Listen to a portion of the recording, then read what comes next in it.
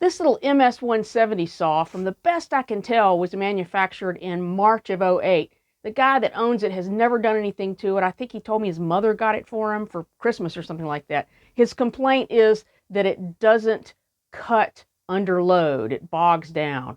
And I've kind of discovered something while I was trying to figure out what's going on. Maybe it's a combination of lots of things, but it needs some service. I had this running a few minutes ago, but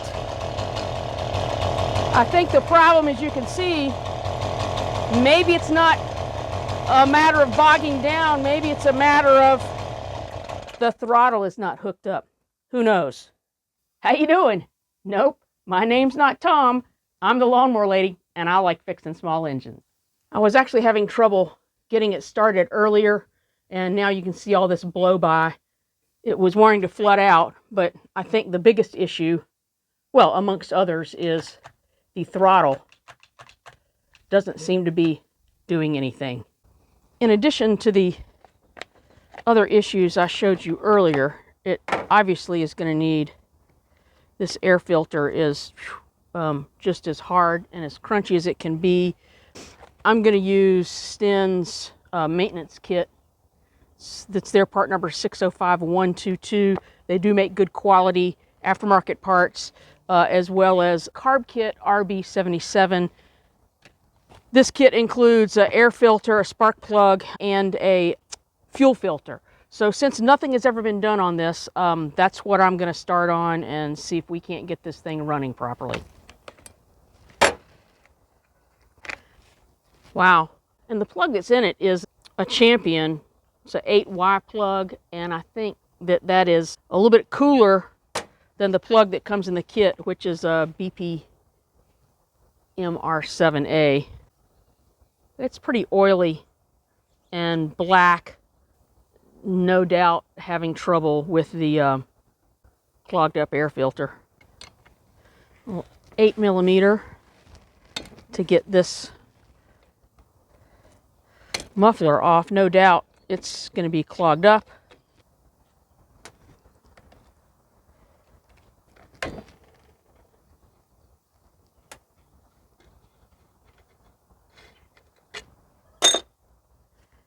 The completely clogged spark arrestor screen is certainly no help. This is just full of gas and oil. It's bad. I'm going to just let all this soak in some old, dirty gasoline. We'll hit this with a little brake cleaner. Yeah, that's a mess. Yeah, no maintenance ever. And on to my favorite cleaning solution, old, bad gasoline. Works wonders.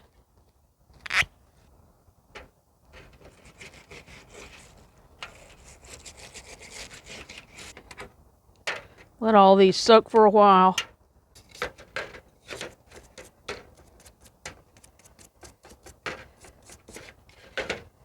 Well, this addresses the outside of this, but it unfortunately doesn't do me a whole lot for the problems that may be lurking on the inside.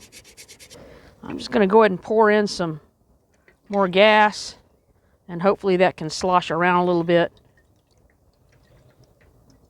and loosen up whatever might be lurking inside. By tomorrow, this will be clean as a whistle. This sad little spark arrestor screen was only breathing through that one little bit, so let's fire it up.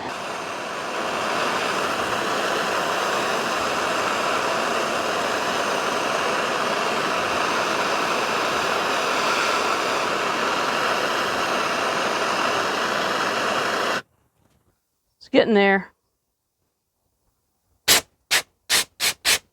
Almost. One more little bit.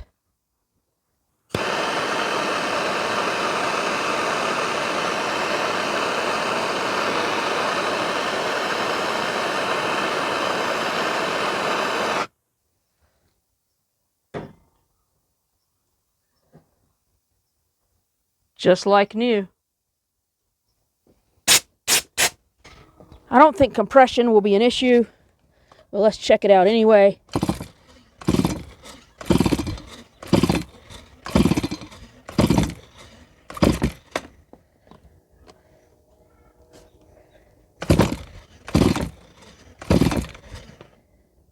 $135 it looks like to me.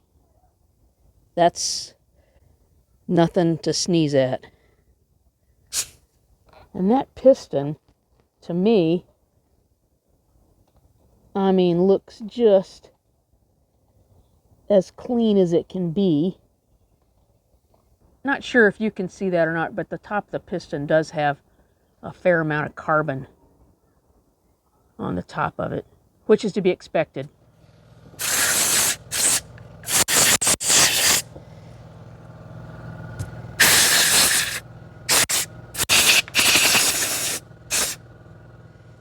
I'm going to remove these two 8mm nuts so we can get to the carb.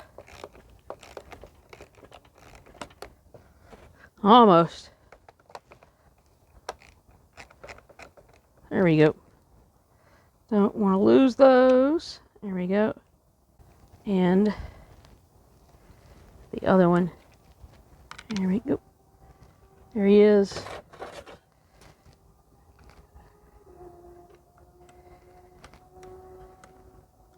There we go. All right. And the throttle has become detached, but I'm definitely going to replace the diaphragm and clean that carb. So it is very easy. You don't have to take the handle apart to get this guy in here. Hook that in to the slot, give it a turn, and it's ready to get back on, but I'm just going to get it out of my way for right now. I decided to put a little pan under here to catch this because I am not going to completely disassemble this saw, but I do want to try to remove as much off the cylinder, because if that gets too clogged up,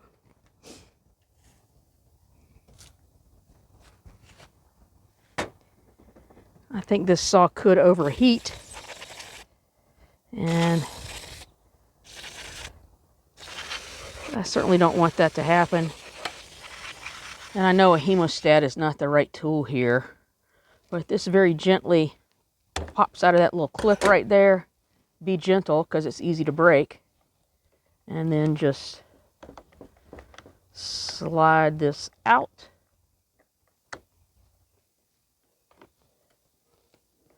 Lift out the choke linkage. It just pops right out of there.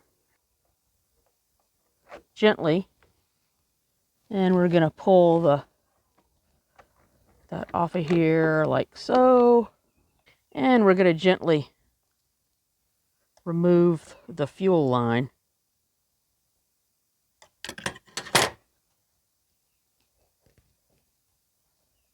All right, I've stuffed a little bit of shop towel in here because I want to try to get as much of that debris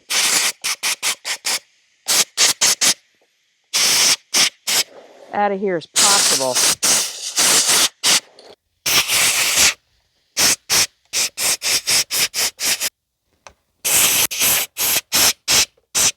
Now, I've already looked at this once, and I'm pretty sure that the fuel line is okay. Let me get, I don't want to break that little chain. Let me get that out of there. Turn it sideways. It pops out pretty easily, like so. I think this fuel line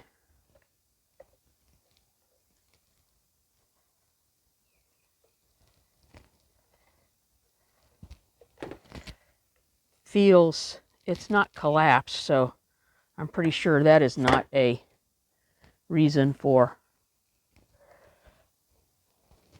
the issues. Hemostat's on here. to hopefully not drop that fuel line. And the guy says he's never serviced this saw, and since there's one that comes in the kit, there's sort of no reason not to replace it. New air filter and new spark plug. And if you're buying these individually, the individual air filter is 605325. Stens makes good parts, and their fuel filter is 610156. This guy back on here, I don't think there's any issues with this fuel line. It comes right back into shape even after I've squeezed it with those hemostats. All right, gonna pull these 4 screws on the metering diaphragm side. Despite its good looks right now, I am going to replace this because see how much dirt and crap is on that side of it. And I have no doubt,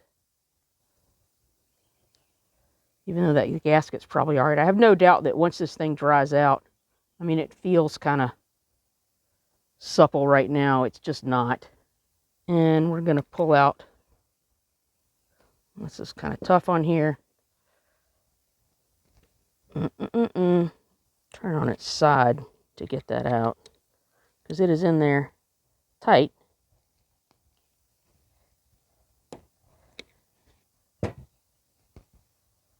That needle, don't lose the spring. And I'll tell you, that needle's probably okay, but just we're going to replace all that anyway because it comes in the kit. It's all got a little bit of dirt in here. It's a little bit of carb spray, not a lot.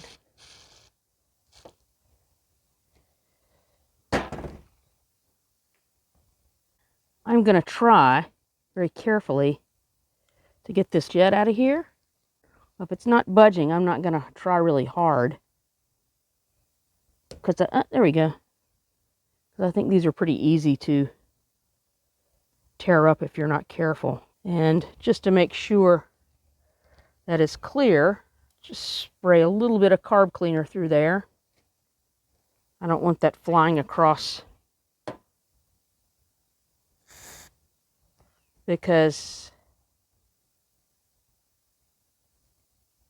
I mean, I can see through that. I don't know if you can, but I don't think there's any problems there. Always wear your safety glasses, because it squirts in one hole and comes out another. Don't want you to get shot in the face with that. There we go. I'd say that's clear.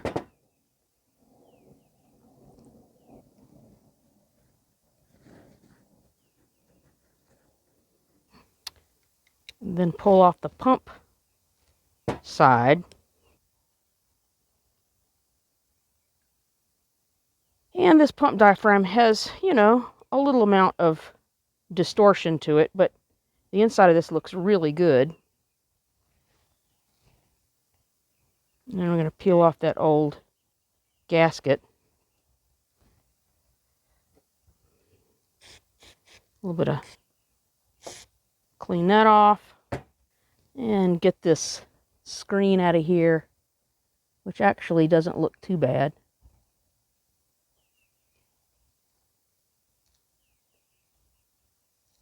But these can be deceiving.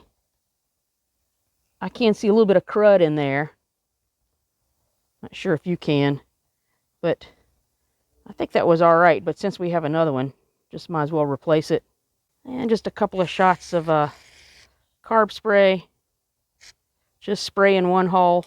Make sure it comes out another. Some of these holes go nowhere, so don't. Be careful. Like I said, safety glasses help a lot here. All right, this new little kit is, I don't know, it's probably made by the same people that made the original one.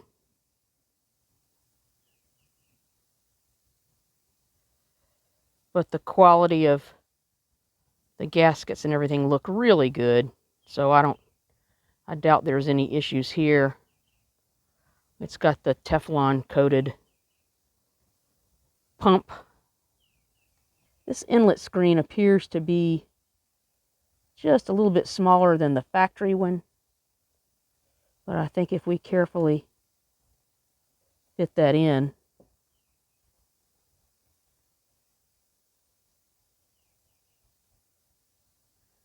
just make sure you push the screen all the way down so it's not covering up that hole right there.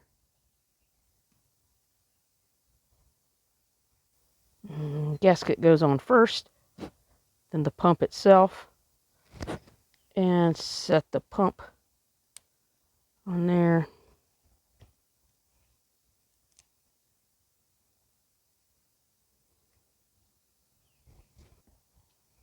All right.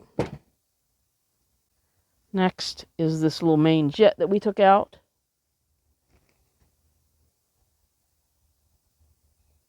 Drop that in. Not too tight. And comparing the new spring to the old spring,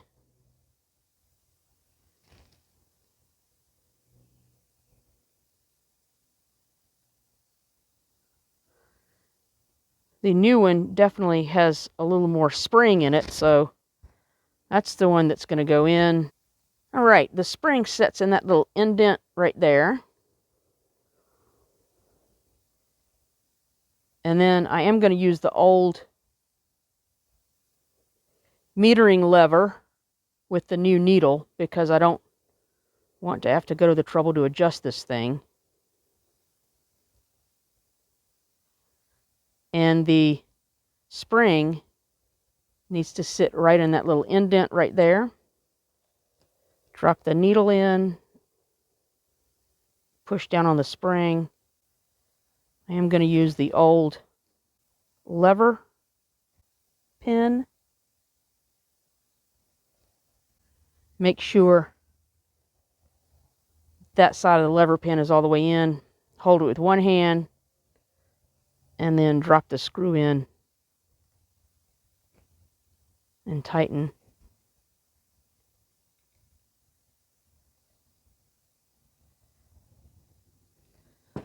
Not too tight. All right, I cleaned that out with some carb spray. There's a lot of debris in there.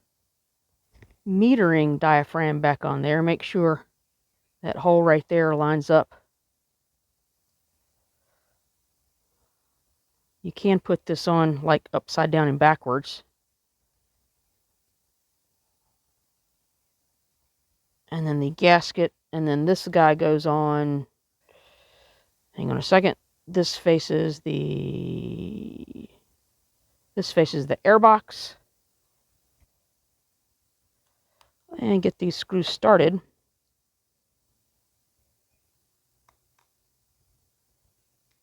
Make sure I'm not tearing up the gasket or the metering diaphragm.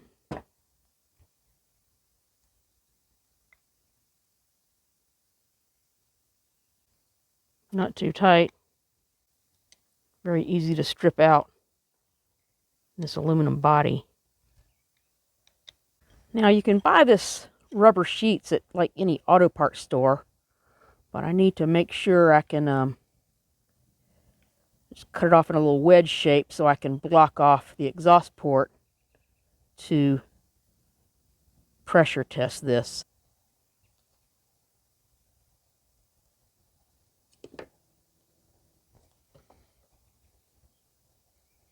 Yeah, that will be able to block off that exhaust port just fine.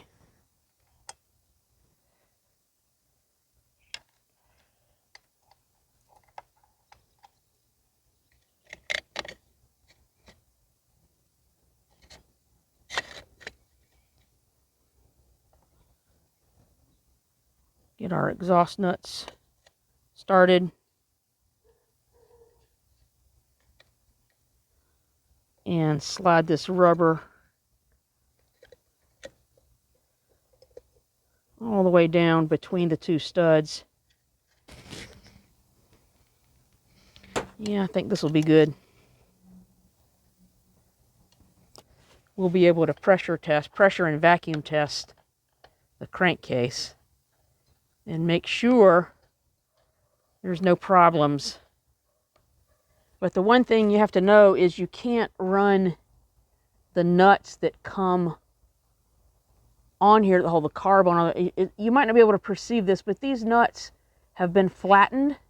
See a little marks there on that side and that side. So you can only run these down just about maybe 3 or 4 millimeters before the nut has been deformed and it won't slide all the way. I don't know if you can see that or not, but don't try to run these nuts all the way down those studs. You'll be tearing up the studs. So I did have to add some bicycle inner tube to seal that up because it was leaking there and I couldn't get any pressure. But now with the new and improved pressure tester, this is my homemade pressure tester made out of a brake bleeder kit. This will now, I'll pump this up.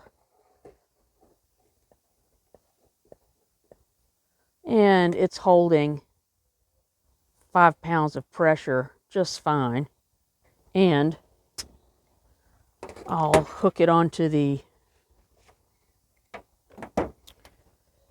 vacuum side and we'll give about the same amount of vacuum. If you can see this or not, about 15 inches of mercury is close to about 5 psi. And it's holding there just steady. So I've sort of strapped the vacuum pressure tester to the handle because I do want to turn the engine over and make sure it's going to go up and down, and that's normal, just to make sure that there's no problems in the piston travel. So hopefully you can see that. Now I did have to modify my little homemade pressure vacuum tester here. I had to put these clamps on here because it was leaking here. And one of these days when I'm rich and famous, I'll be able to afford to buy a Mighty Vac MV8500. It's a complete kit that has everything you need and not all these connections and points of failure. This little homemade guy's been great, you know, no regrets, but I could probably use a new one. I'm not sure that you're going to be able to see how to hook up the linkage once it's on the studs and my fingers are blocking it. But if this was on the studs, you're going to actually reach in with one finger and activate the throttle all the way and then hook the throttle linkage there and it'll go back, and then when you operate the throttle when it's attached to the handle, that's what's going to happen. I'll try to show you. Going to start the carb on its studs, and then before I get too far, I'm going to hook up the fuel line. There's a flat side on the fuel line and that goes right against the carb body, but make sure that goes all the way on. It's flat in there. Then the choke lever, that hooks in, turns 90, and then carefully thread that linkage into there. Get the little wire in place. You want to line up the far end over there, and then you are going to need to use your finger and lift up on the little return spring there, and very carefully just press that down into its little setting.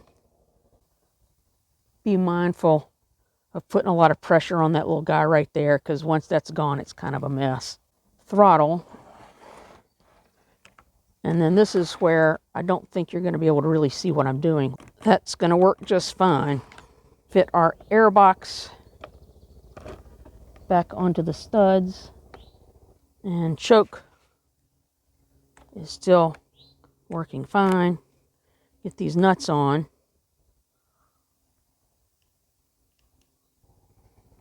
Snug, not too snug.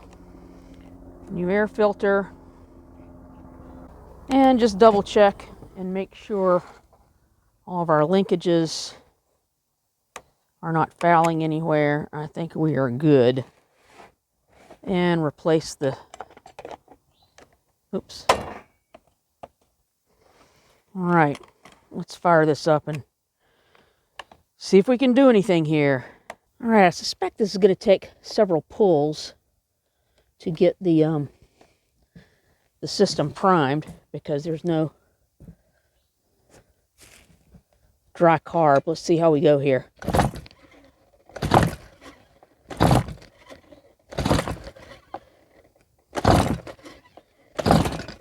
I thought I heard something there.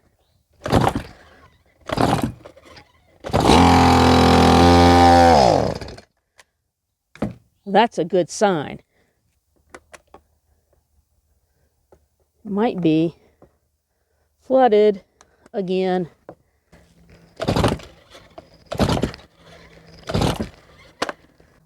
I smell gas. Unfortunately, I could not overcome the leak around that intake boot. Either so much age or heat cycles or whatnot, it's just not making contact right. It's proud sitting at the bottom, but at the top part of it, it's just flush with that. I even tried making some gaskets for it, some Lawnmower, just anything to try to steal that up.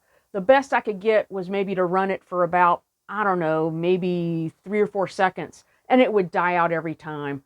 I could spray carb cleaner around the edge of it and then see that it was just not going to work. I gave the guy the option to continue working on this, replace all this. Sure, it would be like another hour's worth of labor to take all the saw apart, replace that. The OEM parts are probably about 30, 40 bucks. I'm sure I can get cheaper ones than that. But the point being is a brand new saw is $200. And, you know, it's just sometimes not worth it to try and rebuild something like this when he can buy a whole brand new one. I'm going to pull out all the parts that I put in, give them to him, and then he will have a complete backup saw for parts. He's just going to buy a new one. Sometimes it's just not worth it. And if you want to watch the video where I cobbled together that little homemade pressure tester, you can watch this video right here. Mo happy.